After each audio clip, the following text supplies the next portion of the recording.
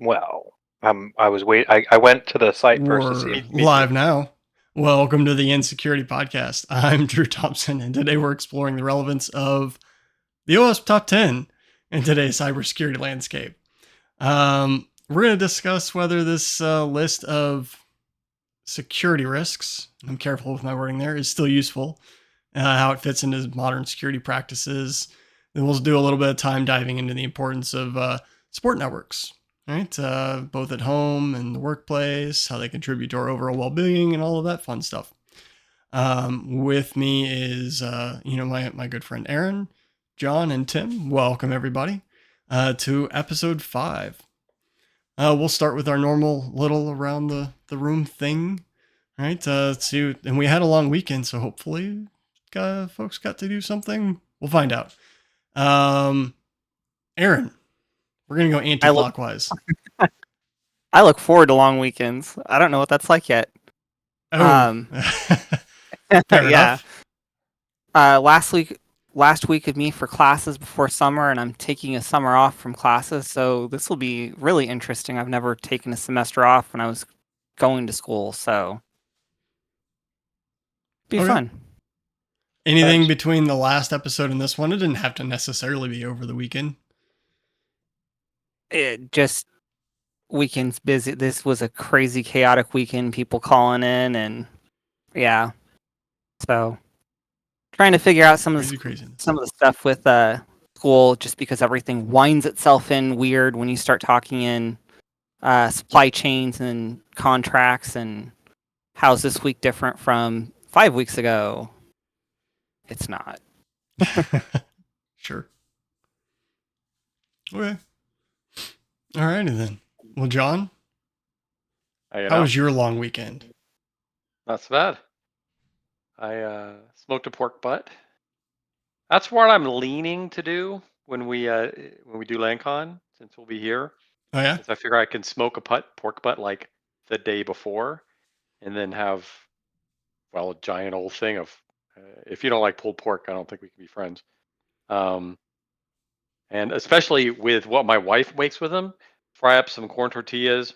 She makes a purple cabbage relish thing with the pork. These pork tacos are freaking delicious. A little lime on it. Oh, goddamn good. Anyway, that, and I realize I'm in a state of unrest in regards to video games, because I want to play Satisfactory 1.0 very, very badly, but it's not out. Oh, 1.0's not out. I was like, wait, it's out? No, but it's all my head thinks about. He was about to shut down the stream. Exactly. We're done here. Yeah. No, but it put me in a weird state of I'll play something for a few minutes and be like, I don't want to play this. I don't want to play this, because my head's just like, what he really wants to play. Satisfactory 1. I even made a whole new world. Played around for a bit. But you want 1.0. You know what other game I heard is finally going to get the 1.0 treatment? 7 Days to Die. 7 days. We've been playing that for, somebody did math a while ago. Long time. Yes. 12 years-ish? It's been a bit. My kids, I don't think existed when we started playing that. The 2 youngest that are in the house. Yep. Well, the 2 youngest that are in the house that I claim responsibility over. Fair enough. We've been playing that for a while. John's looking it up. Hot minute. I am. Like, he's like looking for the purchase date. Because you were the originator of the 7 days. Not necessarily our gaming night thing, but at least the 7 days. Gotta find a chat faster. Give me a sec. I've got to scroll back through many, many years. I cannot remember if John had recommended the game or if I had come upon it separately and then found out that he played. I don't remember, because when I first started playing it, I was playing with Lee. Before I ever played with either of you guys, and then I started playing with John, and then we brought you in. That's when we were first playing with having multiplayer at all. Mm-hmm.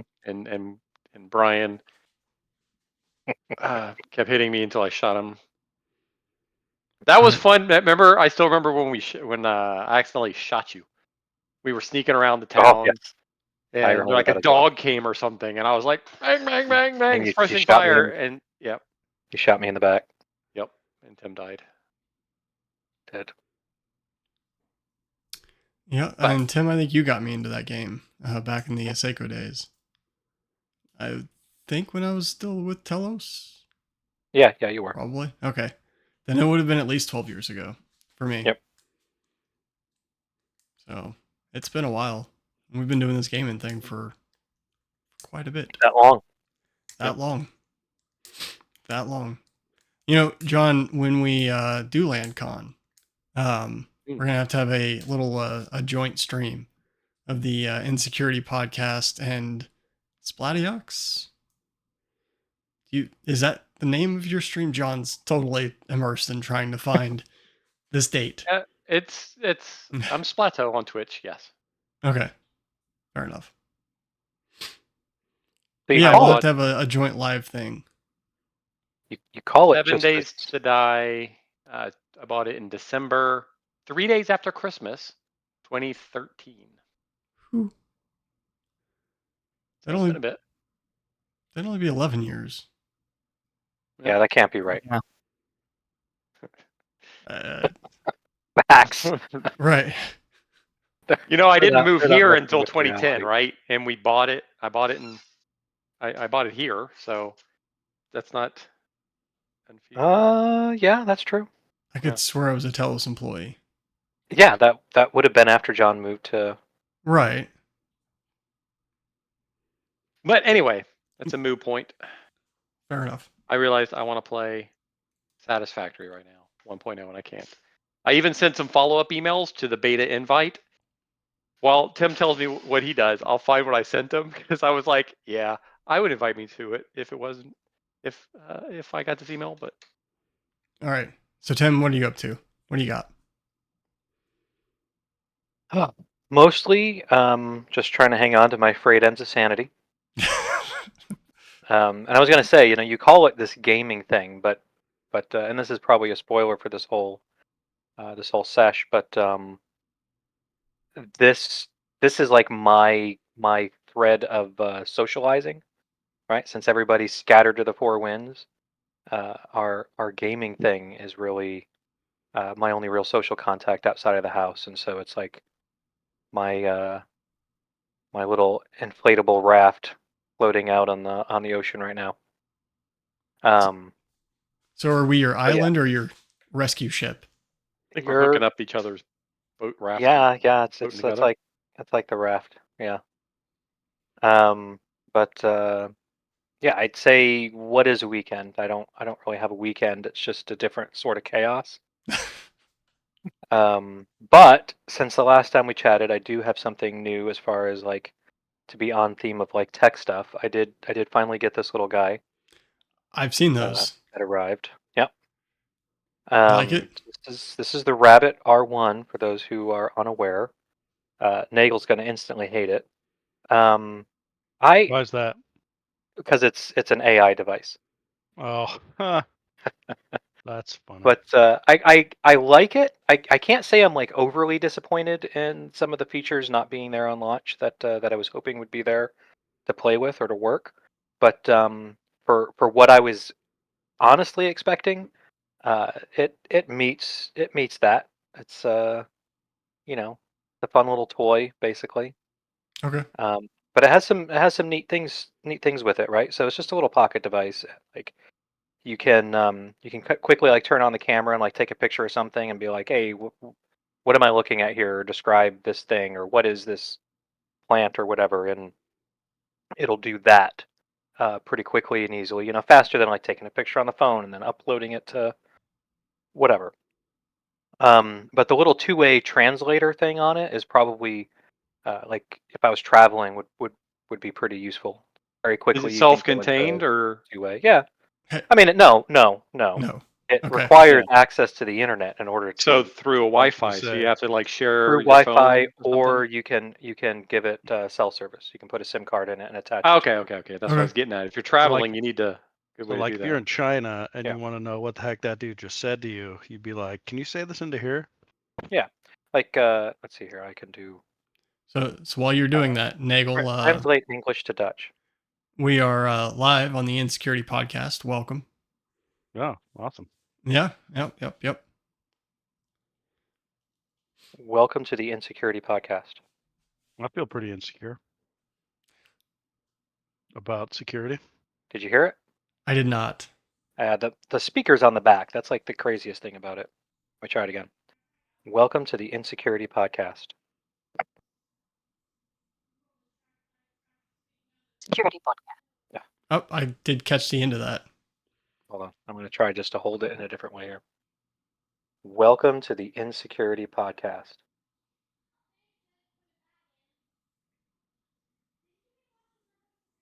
Did that come over better? Nope. All I heard Hear it was all. Dill hole. Yeah, it's probably like the noise canceling on the mic is probably like keeping it from coming through properly, and I have the volume turned down so it's not obnoxious. Yep. But it Nice. works. It works it works fairly well. What's the back end? This is where we say Rabbit R1 sponsor the podcast. Yeah, so it uses ChatGPT. But it's owned by some service, right? It's it's owned by Rabbit, and it runs the Rabbit OS, and like the whole like thing that it's built on is this idea of what they call the lamb. No, it was more than that. That was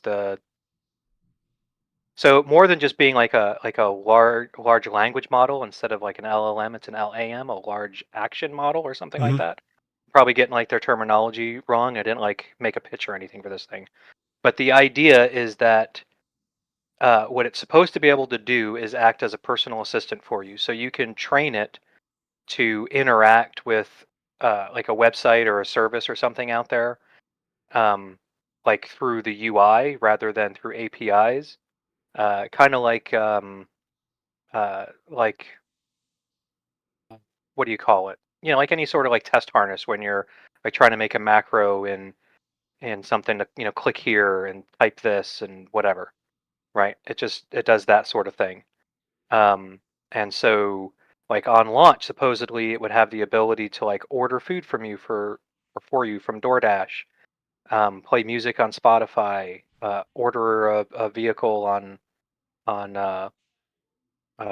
Uber. Carvana. Uber, Carvana. and We use AI for doing that. Yeah. and right. generate images using Midjourney. But of the four of those, the only one that I've gotten to successfully work ish is Spotify. Oh, I thought I was gonna go with Carvana. No, Yeah. Carvana was not an option, and I'd rather you not mention them. They're a competitor. But anyway, Besides, that's what big internet's for, not little yeah, internet. that's what big internet's for. So I was able to link it to my Spotify. I linked it to my DoorDash. I don't think I got around to trying to link it to Uber, and I did link it to my Midjourney.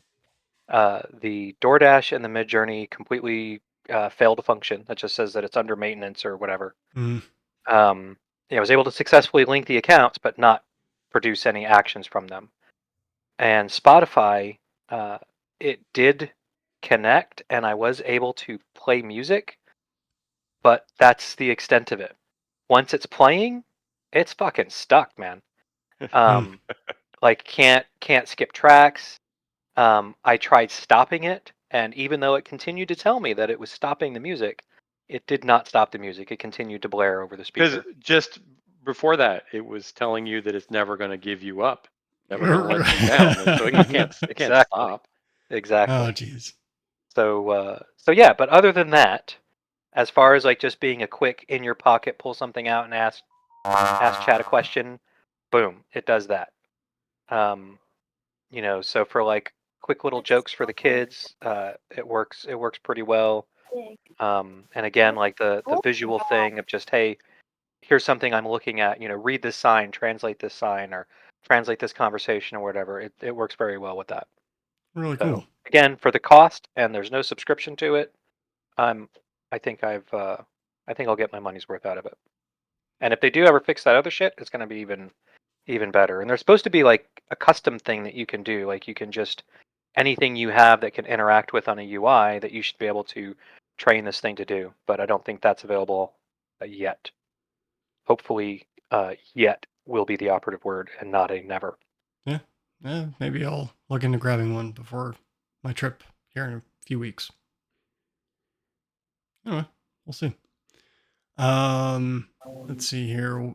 So, over the weekend, we decided to take the long weekend to hop over to New Orleans.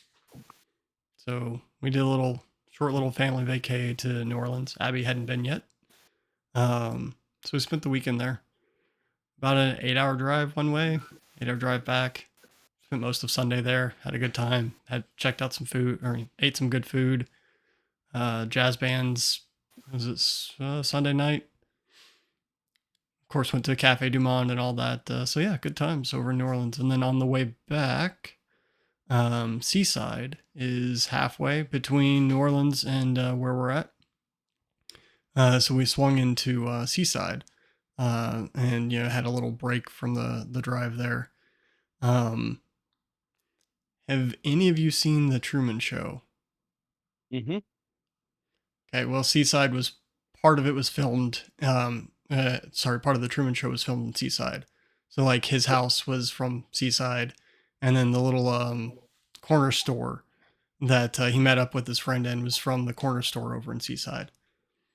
Neat. So really neat, like little Florida coastal village. Bunch of vacation homes packed on top of each other, but they're all like brightly colored and have names and things like that, and have like the location of where the resident is actually from. So yeah, really neat little city or town. If you're ever in the middle of the Panhandle near Pensacola, you should swing over and check it out. It's good times. It was packed from Memorial Day, but still pretty good. Pretty easy to get food and things like that. So anyway, Nice. Yeah. So I didn't get to work on the podcast too much, which is why the video is still not here. But I had a nice little family vacation. And Nagel, you're new to the stream or to the podcast. This thing has 3 sections. The first section where we just share like one little update since the last podcast. Holy crud, somebody else is joining. Right where we share one little update from the last podcast, and then the next 2 sections are like tech or people related.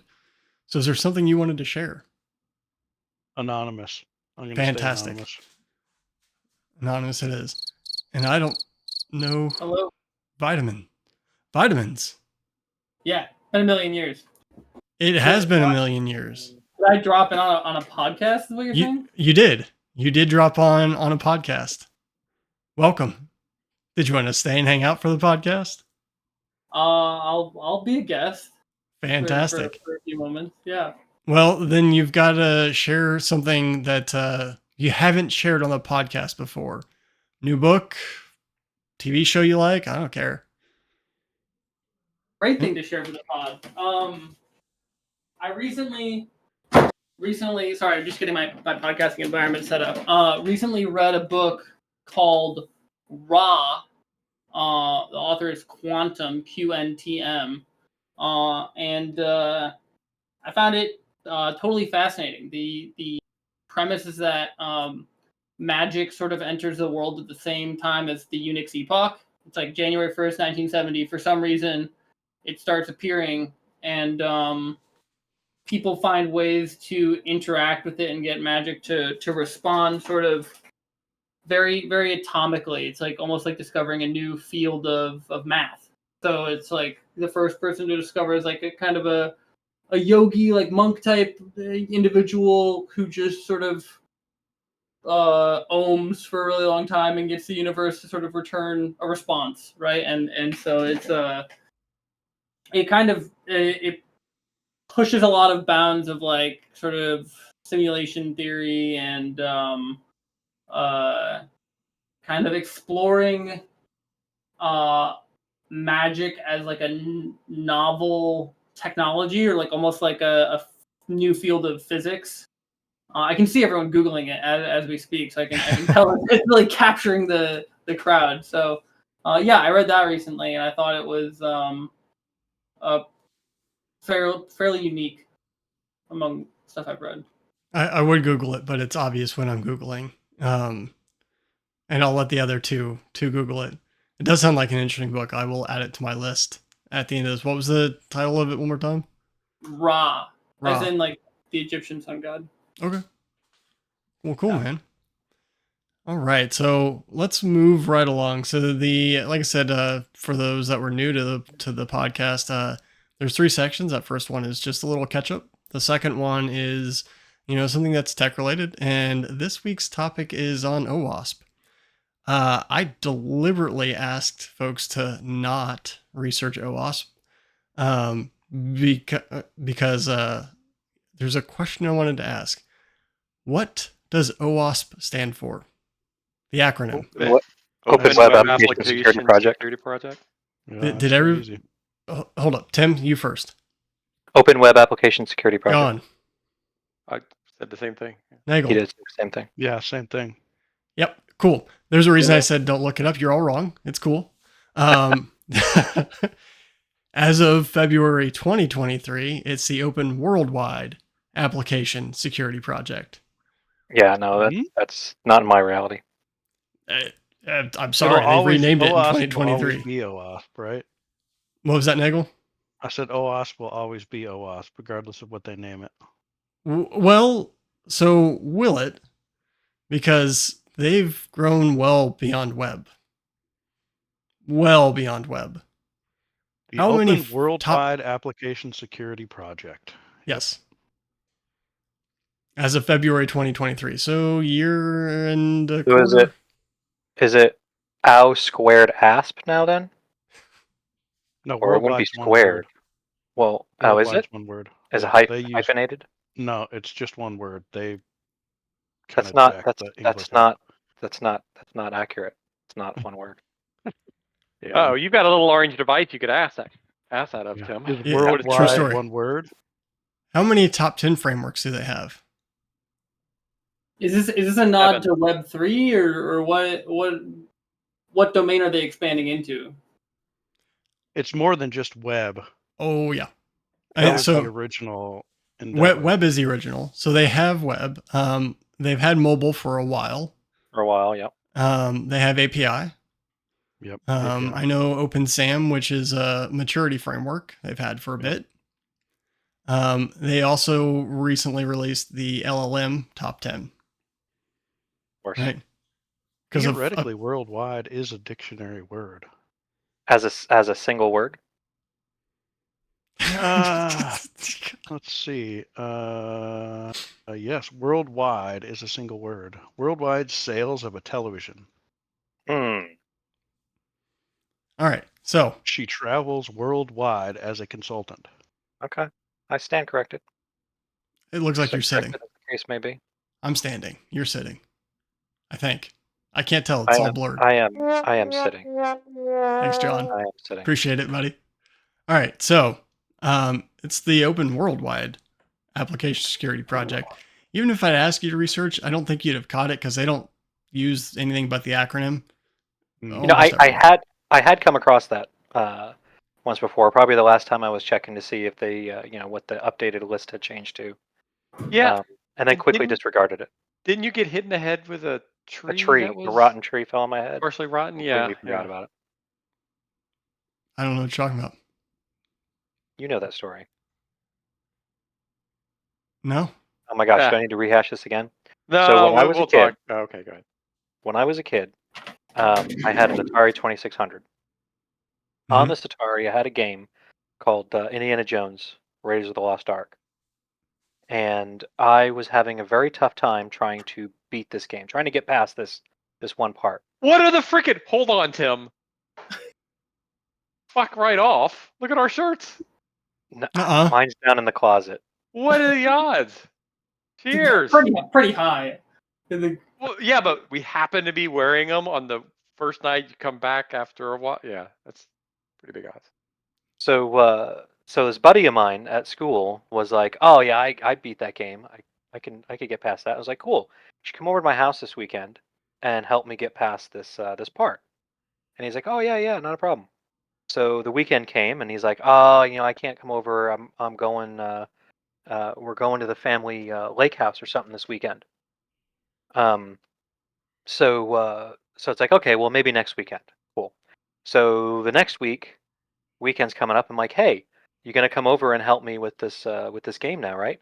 And he's like, "Ah, well, you see what happened was I was out at the family lake house last weekend, and I was out playing in the woods, and this tree that I guess had been rotten fell over and landed right on my head." Uh-huh. Well, actually, I think initially he just said it was a tree that fell over and landed on his head, and I was like, "Damn, dude, how are you still here? You don't look all that injured." "Oh well, it was pretty rotten, but I just forgot how to play that game." Like you you were not affected by anything about this tree except that you forgot how to play this game. All right. Yeah. Fair So enough. anytime That's the anyone thing. does the whole like, oh yeah, I used to know how to do that or whatever it is, that's Tree fell on. Tree Gotcha. fell on your head. Gotcha. All right.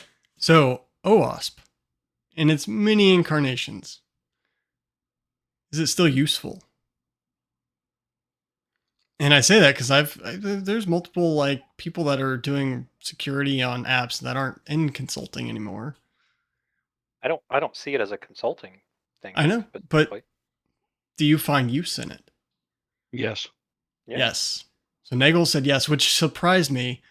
I'd have gone with Nagel would say no to just about anything. Ah, come on. Don't kid myself. Got it. Don't kid yourself. So Nagel, why is it still useful? Pick one. It's useful for pointing out some. I mean, for people who've been around security for a long time, OWASP has been a standard for, I don't know, 15, 20 years, something like that. So we're all familiar with how application security vulnerabilities are identified, and they fluctuate, priority, or they fluctuate, the ability of those things to be in different types of apps. But it's a good place to point people to say this is what you should, stay away from, or this is a good description of this type of vulnerability. I find it to be not necessarily useful for me to learn anything, but certainly useful for people who aren't in security to understand what security is and how these vulnerabilities can affect their apps. So it's Useful a resource for still a engineers. useful tool for as a starting point to start the conversation. And I think that's Well, I mean, either yeah. that or in consulting, right? Like you point to, I found this vulnerability and this is my, reference to OWASP top 10 verse, A7 or whatever, right? Like you reference it as it's like a de facto standard for naming vulnerabilities. Yeah. I mean, and I think we do use that as a starting point. We're always pushing towards folks to move beyond the top 10 when they can, right? And have their own top 10 list. Which is, I think, why I was asking everybody else here, because, it's certainly easy for me to say that if you've got the tools and the data to back that and to have your own top 10 that you're working against and not necessarily the general one that's for everybody else. But, there's a lot of folks that are in industry on the podcast. So Tim, is it useful for your group? Absolutely. I mean, again, as an educational tool for like engineers, hey, this is something that you can reference. I definitely think that there's use to it. As far as your other point though, of building your own top 10 list, we haven't done it here. I don't think we have, at least from my side of the house. Colin may have a different viewpoint on his side of the house. But from my side of the house, I don't think we have enough data to build a useful one for that yet. But at my last place, we absolutely did. We had our own top 10 of these are the most common things that we see year after year, or lately, and this is the trends of things. And we would use that for strategic planning. Like picking a vulnerability category of, we're going to spend this quarter, taking care of this one because it's we see it a lot, or what have you. But it's certainly inspired by OWASP. Yeah, I mean, I truly do prefer to be preventative, rather than if we had a significant enough data set. I think my life would be a lot harder in the process of creating that data set, and Tim's as well. And I think really the value of the top 10, right, is in its universality. Like, you take that to a web app developer or a mobile app developer, and they see these things, and it I think a lot of times when I talk to people about security concerns, their eyes glass over, or they say, are we being sued? Like there's only kind of two modes for them. Right. It's like, this doesn't mean anything to me, or like am I getting subpoenaed? And I'm like, no, it's no big deal, right? But when you talk to them about like OWASP top 10, a lot of times they can ground that in something that they've done recently, and you feel like they feel like they're learning something about their expertise, not that you're trying to teach them your own expertise. Is what I find. So like I like that it is sometimes it's low hanging fruit. Sometimes it's just like the elephant in the room of like, hey, are we securing this? Are we attacking this? But I think it provides a ton of value, and helps build a working relationship. It's like, hey, can we handle these top 10, like these top 10 that are very plausible for us, and more often than not they see that and they tend to run with it. So I should have started earlier before going around and asking the value. Aaron is not necessarily has the same technical background.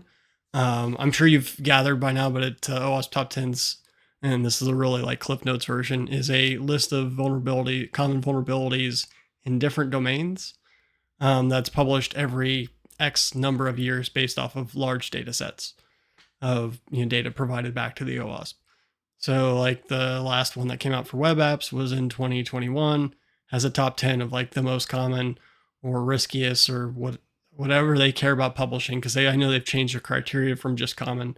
But anyway, the top 10 things that you should be carried about with your web applications or APIs or LLMs or mobile apps or ... whatever other top 10 lists they've put out. John, you were going to say something. I know you were. No, I was just drinking beer. Well, now you have to say something. Something. Fantastic. Good well, job, John. I'm the only one who went back to development. So I can say that the OWASP top 10 is something I never look at.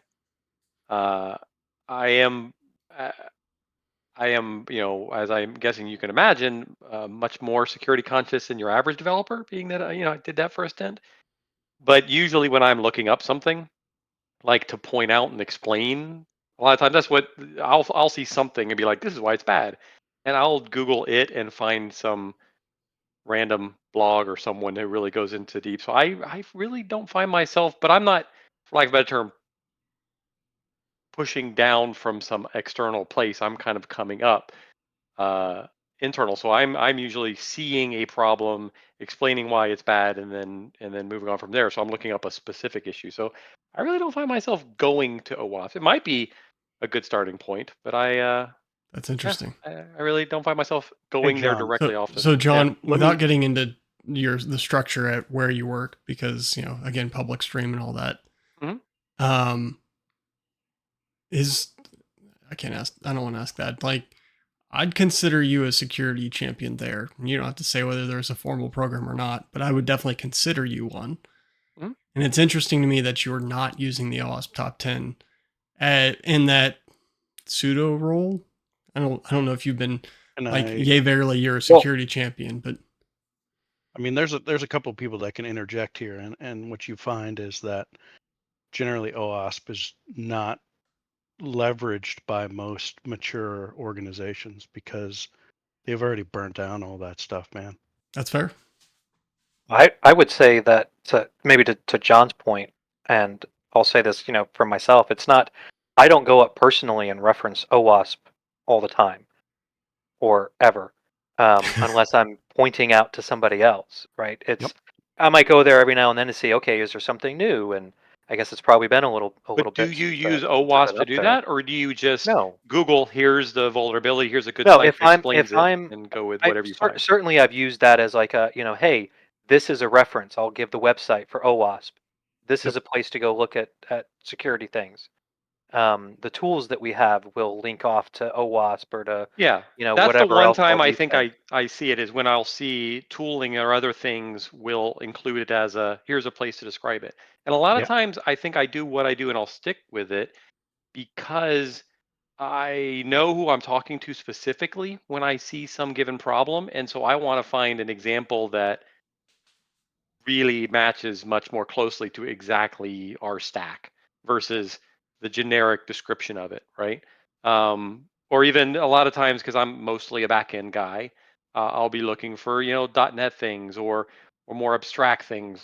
So yeah, I really, when you mentioned it, I was like, man, I don't think I've gone and looked at the OWASP top 10 in years. I think that, like, to that point, right, it's not something you need to look at when you're breathing it every day, right? Because you're attacking the stuff that you know is critical, right? I would say, kind of related to what John does, like, I look at the OWASP top 10 the same way I look at like articles about fantasy football 2 days before my draft. Like, I'm not aware of the landscape, what's going on. I need to know who the players are to watch, what's bubbled up since the last time I checked in on it. If I was living that day to day, I wouldn't need to go look at a list of 10 things I generally know about that isn't specific to our organization and isn't specific to the stuff we're getting done in the next. If we had a top 10 things to get done by 2025, like, I'd probably look at that list more, but we don't have that in like such a narrow scope. But when I want to know how LLM attacks have evolved over the past 6 or 8 months, if I've been doing something else, like, it's a great place to start. It's a quick scroll through to not just be purely anecdotal about the way that you're evaluating your threat posture. You've got something to point at and say, hey, I'm not just concerned about this. Like, I see this as a legitimate risk that's backed up by this attack data. Okay. So it's kind of more Yeah, like a support kind of list for you. and I want to qualify it. I think based on the way he was just describing it, it's probably one of those I should put on my list because I'm not living the security world anymore. I'm I'm now living it. Well, as we all know, I'm living it.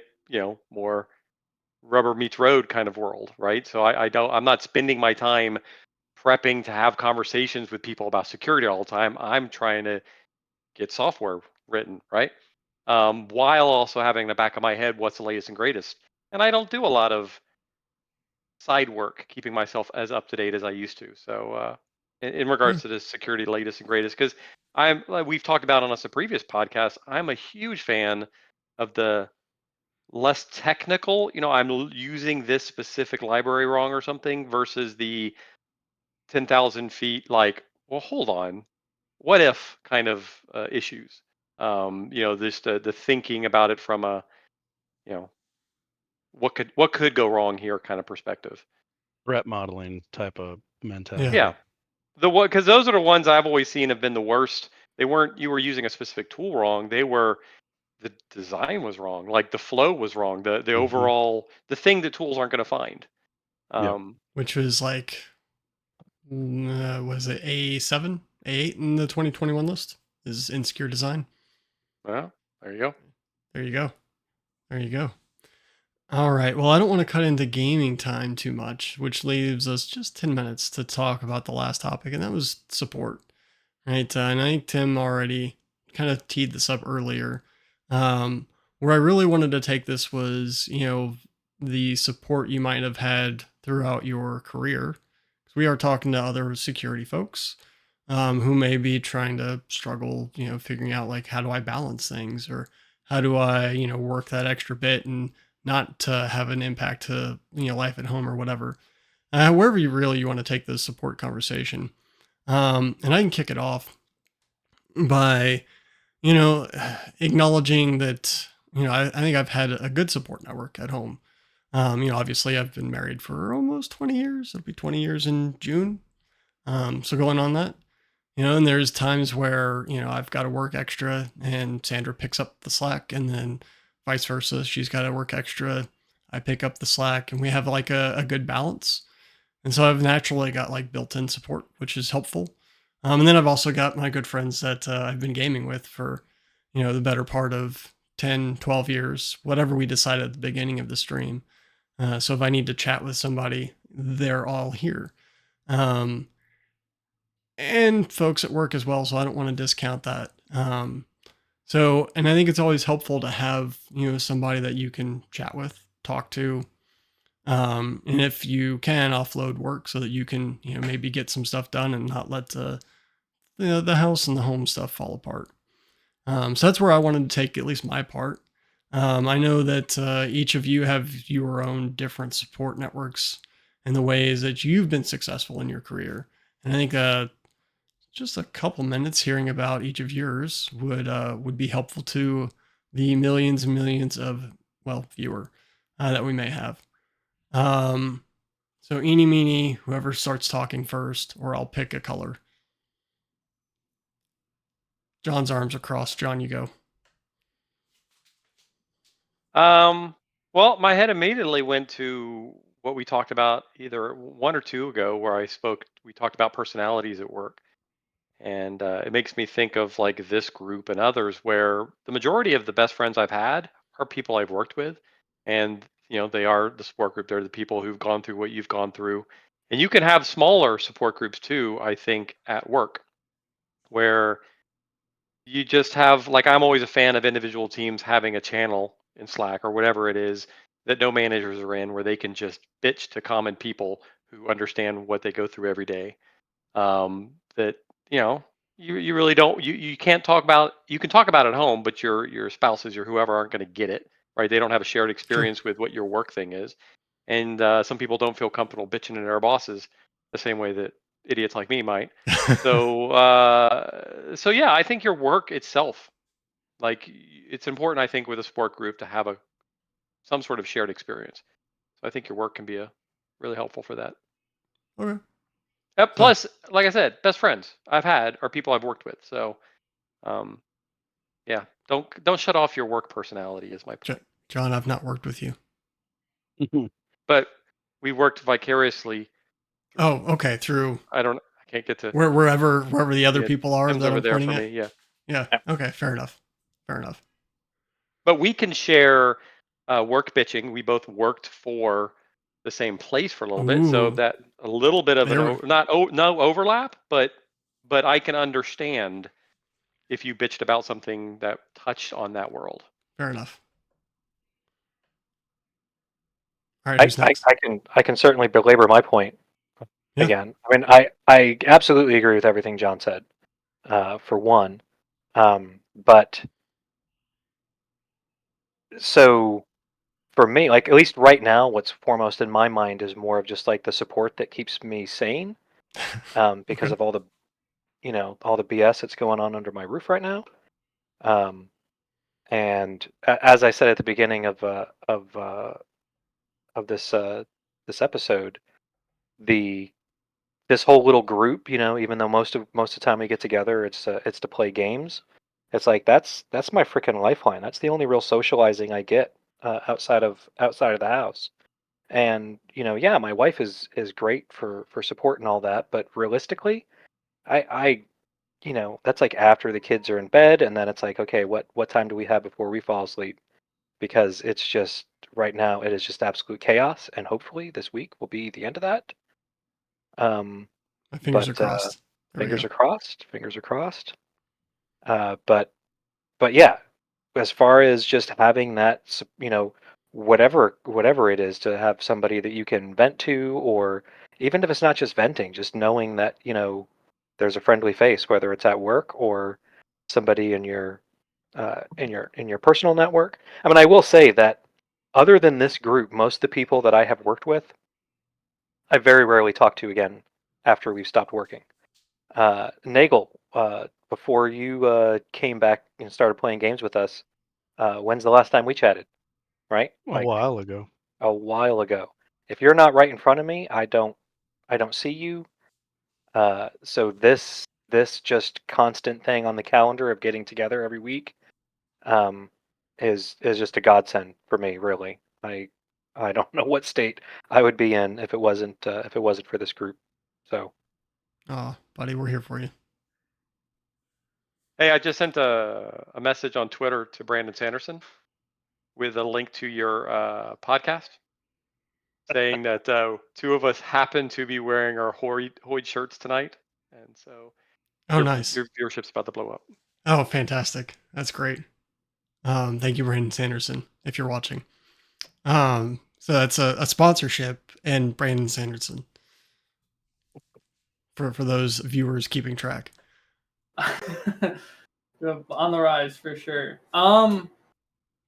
I have a very different experience. I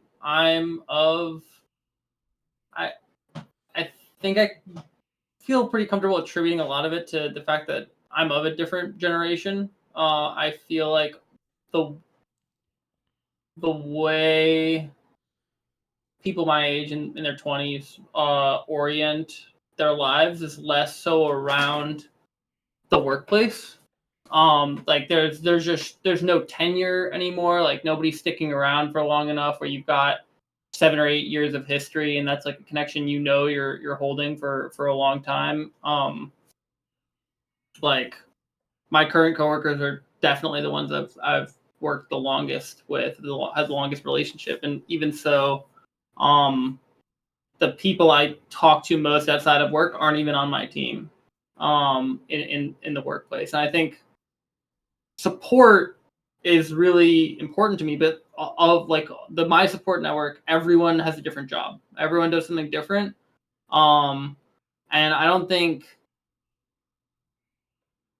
most of us won't understand the niche difficulties someone's experiencing, right, in their team, in their role, the way that a coworker, like a close team member coworker might, right? So I think that lack of understanding means you start leaving a lot more stuff at the office. You leave it behind mentally, because to like relive it and bring all of that drama or what have you to your friends or to your partner even can be a lot, and not especially productive, right? When you feel like you might not be fully understood. I have a great support network. I love my support network, but the way that they have shown up for me, right, is very, very different. And I think professionally, the support really comes in like the least structured way, because there's I don't feel like structurally, institutionally supported. I don't think I ever really have. I've had individual managers and coworkers that have provided me with sound advice, and when I find myself in the lurch, like I lean on talking to them and getting their insight. But sort of like informal mentors. yeah, a lot of yeah. informal mentorship, and like more like trusted friends and family who sometimes I don't agree with. Sometimes I think that they have a completely like, you have no clue what it's like to work in like a tech environment, and you maybe have 40 years of experience in insurance, and you're going to say something really helpful and useful to me, but I have to understand that you don't know the lay of the land that I do. And so I kind of often find myself making my own decisions, but I seek a lot of input and try and synthesize it. But there's not that kind of long-lived relationship, at least at this phase. I'm at a very early phase of my career, And I've not found a workplace or a long time like previous boss that's given that to me, that's like wanted to stay in touch and stay, with me throughout my career. I think we as guys need to do that more, though. Not to be sexist, women historically have been much better at that. Letter writing and just keeping and calling each other. That's just not generally what we do. And I think we as guys need to be better at it. Yeah. Well, as you get older, you have a tendency to think back and say, "Man, it would have been nice if someone would have given me some information about this at that particular time." And that's the whole point of mentorship is, I've been in your shoes. I know what happened at this particular point in time, and this is what I did. I did it poorly, or I did it great, or whatever. But Yeah. At my age, I feel like I'm the oldest one here. I'm starting to become a bit more nostalgic about, back in the day when I used to do this, or, when I was, just go to work and get off work and go have fun. But, when you get kids and a wife and all the other associated family stuff like Tim was talking about, you gotta find the friends where you find them, right? Sometimes I haven't talked to you guys in years, but just kind of happened back into the fold. But it seems like no time has passed at all. I mean, we had a lot of we all had a lot of time together traveling and being around each other, and I don't think that type of mentality went away. Yeah. And yeah, it is what it is. All right, Do you guys remember? Did any of y'all ever play Stalker? Did No. anyone ever play that game? No. Okay. Anyway, moving on to coffee. All right, Aaron, take us home. You're last. So kind of the same thing. You've got to have your support system at home, because quite frankly, if it's not there, you're going to have all sorts of issues. And kind of the same way, this is us getting together. That's kind of my escape from the world. At one point, I had a group that I was playing Dungeons and Dragons with, and it was that, and then it was World of Warcraft. So to have your niche, your kind of escape from everything is really one of the biggest keys that I would see. As far as work goes, I've kind of been in a weird role. I hit 15 years in July, so it's been, both sides of the coin. Now I'm the one that everybody's coming to ask questions about. Okay, so how does this work? How does that work? Management structure is really weird, so you don't really have the true support system that you would to go talk to even co-managers at the same level. But to have that core group of friends that you can joke about whatever with, I found that to also be very beneficial, because they're also the ones that you can go, I can't believe this manager is doing this. This doesn't make sense. And, and that kind of gives you that bit of escape and release, especially kind of like, what we were saying, that I can't necessarily come home and explain, this wasn't done right and this is why. I'm in a really unique situation because I've studied both how we change the management structure at work, as well as the proper way to run everything. So that puts me in a really unique situation. And the hard part for me is I don't have anybody that's got the same experiences that would understand me venting for that. Yeah, that's certainly true. All right, so I mean, it sounds like a mix of a little bit of everything: some home support, some support at work, maybe some friends, whether they know exactly what you're going through or not, place to vent, and even formal mentors from the old and crusty guy with the Coke can. I think the real point is find your support wherever that is, right, and try and stick with it if that's a thing. And with that, I'm going to call it a wrap for today's episode of the In-secure-ity Podcast. Hopefully you found our banter on the OWASP Top 10 at least a little insightful or thought-provoking, and realize the importance of having some kind of support throughout your career, whether again that's at home or at work. Just thanks for tuning in. Don't forget to follow us and, watch us, connect with us on LinkedIn and Twitch. And until next time, stay secure and stay connected. I'm Drew, signing off.